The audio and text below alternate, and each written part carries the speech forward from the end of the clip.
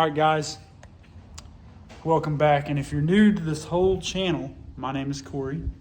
This is Corey's Garage. And I got more stuff, but anyways, just to give you all an update. I just finished with my daughter driving this rig from Tulsa, Oklahoma to Louisiana, through Mississippi, Alabama, went to Pensacola, Florida for the week. Do some fun stuff, you know, got to do stuff with the kids, you know. And so we just ran about 1,700 miles on this thing, and we did have some problems. We did break down in Little Rock coming back, had a belt come off. It was pretty fun, actually. I'm glad to get to have those experiences with my daughter because, like, she gets to see how I handle it and, like, how we fix things, you know. And I think that's something that's lost in this world. Like, people really don't break down like they used to, and you get to meet people. It's interesting, you know, and I'm glad it happened. I had fun. But we've made it back, although I will say the motorhome, I did get it up to like 260 degrees when that thing threw the belt, and it's running a little rough now. So I don't know, but it still had all the power, and I still got 9 miles to the gallon, so I don't think the engine's hurt. I think what has happened is I got a little trash in the carburetor, and I forgot to put the fuel filter on it when I did all that fuel, you know, upgrades to it. So yeah, it's my fault. But anyways, so my plan today was to kind of sit around and rest, maybe watch some Netflix. Yeah, you know I'm not going to do that.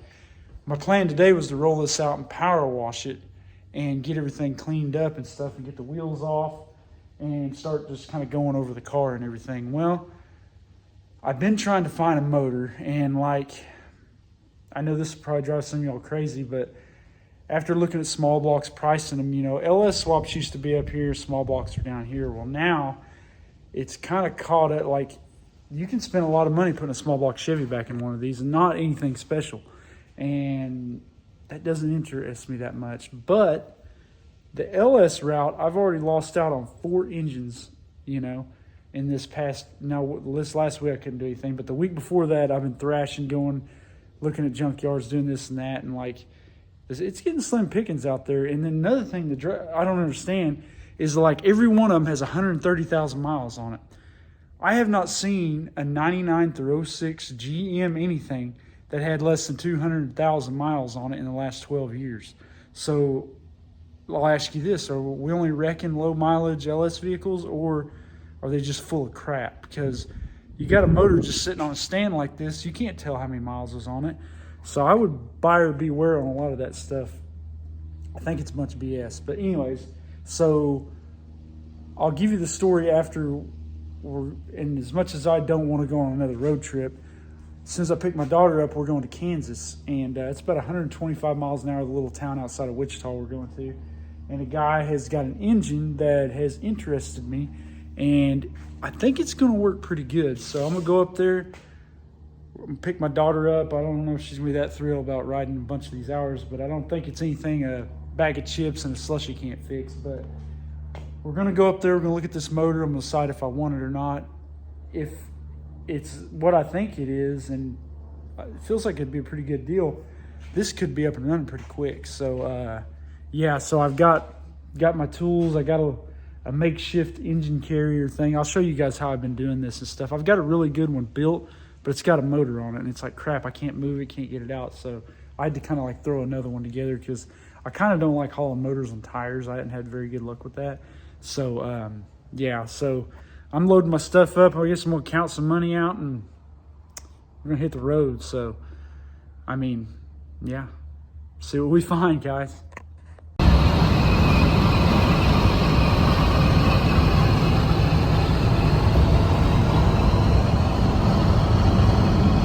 And we made it to our destination. Let's see what they got.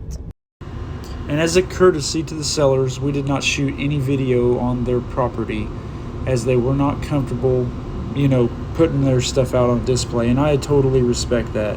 So next day we got home, rolled the car out, gave it its first bath in about 20 years.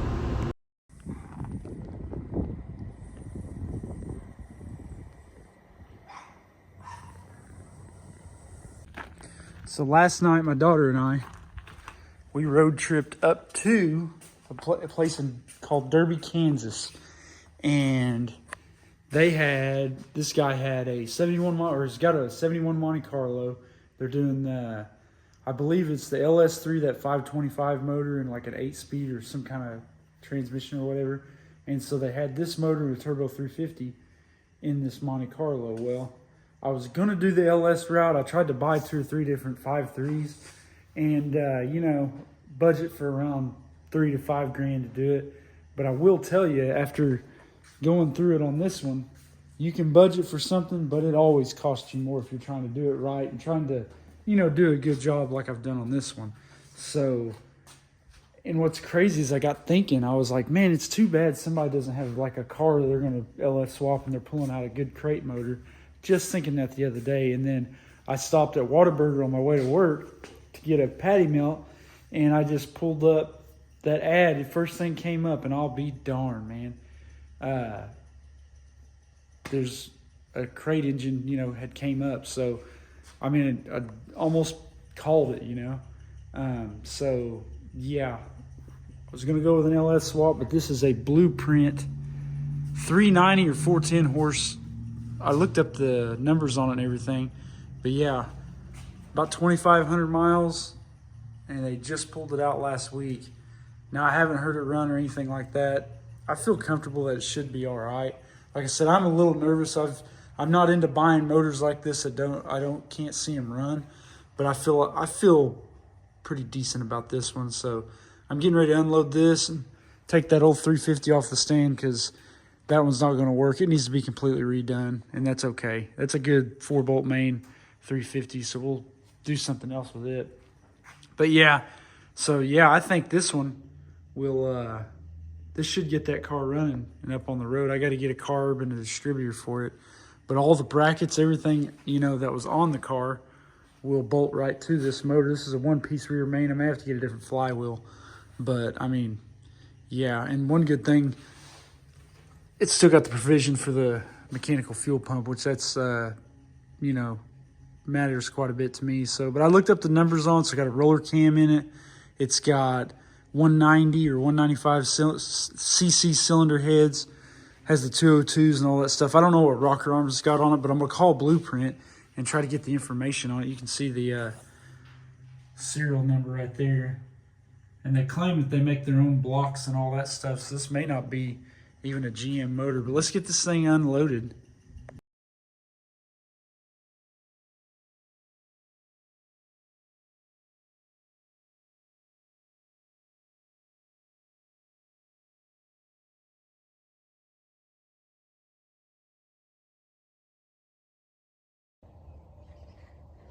All right, guys, so here's where we're at today. You see that I picked up the crate motor for it. Doesn't look actually that bad. I've got to take and reseal the intake manifold. Still got oil in it. I've got to get a carburetor. I've got to get a distributor. I got to put that special gear on it, because I think this is a billet camshaft, but I'm not for sure. I was going to call Blueprint and try to, like, you know, confirm that and see what I need. I just don't feel like sitting down and getting on the phone right now. I've got my exhaust system left over from the other car. So really it's pretty close to being about ready to go in the car, but the car itself is not ready. And let me show you what I'm working on. All right, so the thing with this car here is this is a 1981. Well, they made this body style from 1970 to 1981. Well, this particular style is 78 to 81. Well, 78, they didn't have that big a small computer stuff. 79 they didn't, because I've had those 2 years. 80, I've had one of those. They didn't really start that, but 81 things started changing. And so this car has an ECU in it, kind of like what the Monte Carlo has in it. It's got a whole lot of extras on it that, to make this work, it doesn't really need. So I've already started. You need to power the harness on the car. You need your power wire to your starter. You need the key wire to your starter. You need your alternator wiring, which I have all that stuff up here out of the way. That's stuff we're keeping, you know, right here. You have your tack wire, your ignition wire. That stuff's pulled up out of the way. But what we have here, we've got some type of little, I don't know what this thing is, a box or something, relays. And we have this whole wiring harness that's got the oxygen sensors on it. A bunch of other stuff that I've went through that are not needed. And then also on this, the ECU controls the lockup torque converter, because this is a lockup turbo 350. We won't be utilizing that for what I'm doing and everything. So I'm going to crawl under there and unplug the lockup off the transmission.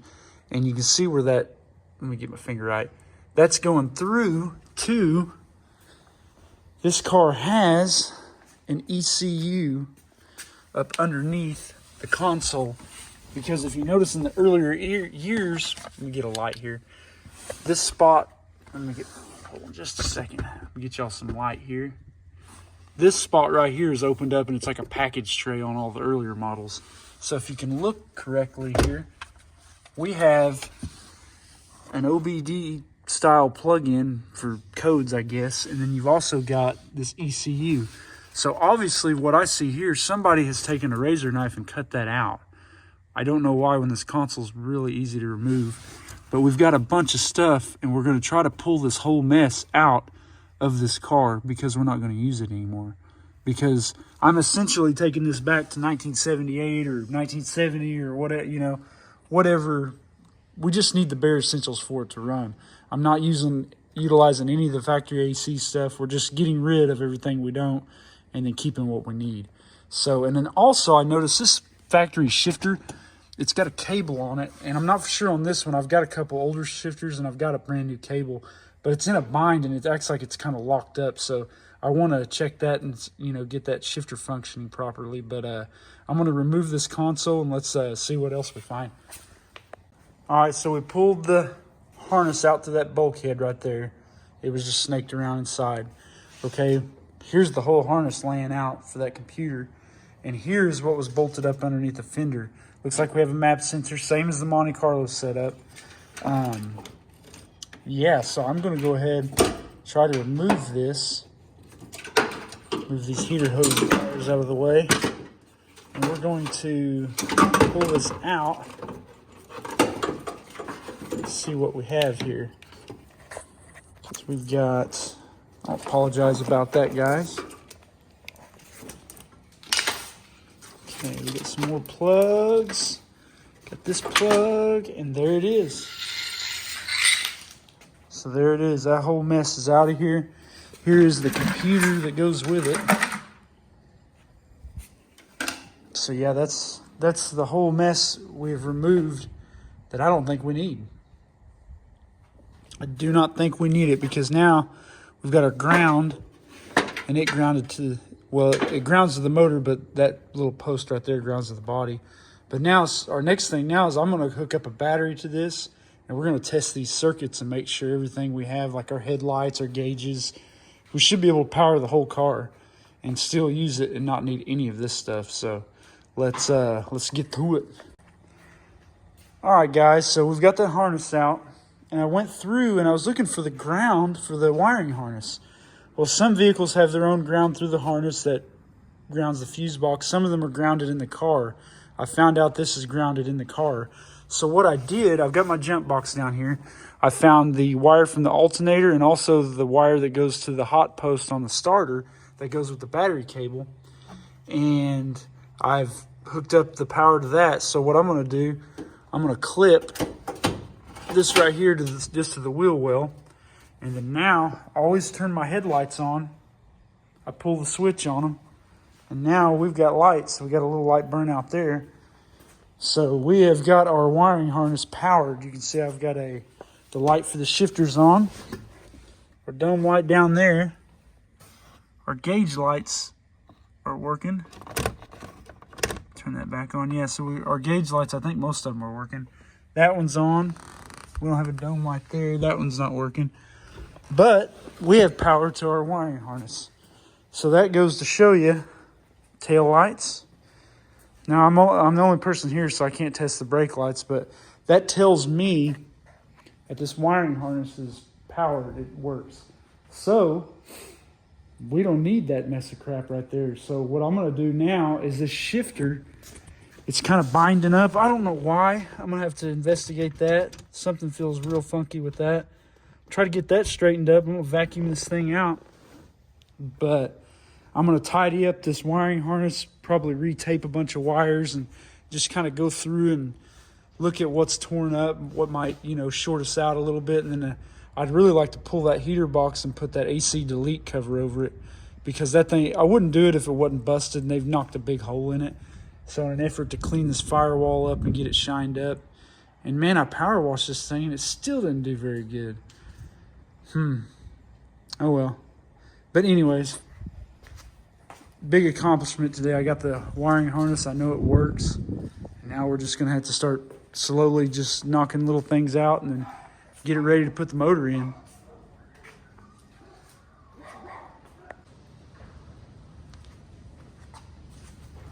What's happening, guys? So I stayed up kind of late last night. We worked on the interior, got the console back in, got the shifter shifting, doing its thing. Turns out that rod that goes up to the steering column, that goes on the column, that piece in the column is really bound up tight. I'm guessing from it just sitting in old. I took that off because I don't think it's going to work because of the way the headers go through. And then possibly if the guy puts a Z-bar linkage for a 4-speed in there, but if that happens. But anyways, that's in the future. We'll worry about that right now. But yeah, I put all the interior back in it. Now I'm moving out here to the heater box and I pulled this fender well out. And can you believe every bolt came out of it without nothing breaking off. And then if you look at this fender well, it's all there. Half of it isn't rusted off. So that's a plus. So I'm learning that if you start, and I already knew this, but if you start with a really nice car, you get really nice results. So, and this car is nice, man. It's not bad at all. It has, though, I think it's had some body work, because you can see this thing here's a little yellow. That's not factory. I think this fender's been off because we've got a spot right here that rubs. So I'm going to try to unloosen this and shim it and try to get because the gap's pretty wide up here and it goes down tight. I don't know, maybe the door's sagged, but it seemed like the door's pretty good. But yeah, let me show you what I've kind of found with this car, but I'm really, really happy with it. So yeah.